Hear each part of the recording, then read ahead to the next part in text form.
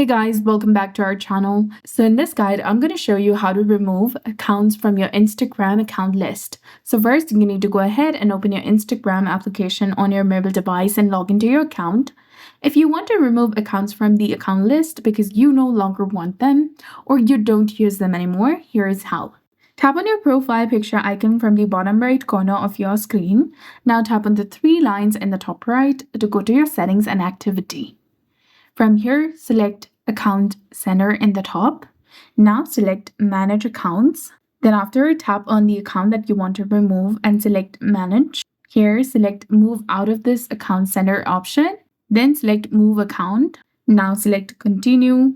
Select Yes, Finish Moving, and you'll be done. Your account will be removed from the list and you should see that it's gone. However, you might still see the account if you tap and hold on the right bottom corner. To remove it completely, switch the account you want to remove and log out. So that's it. I hope you found this video helpful. If you did, please like, share, and subscribe. Thanks for watching. We'll see you again in the next one.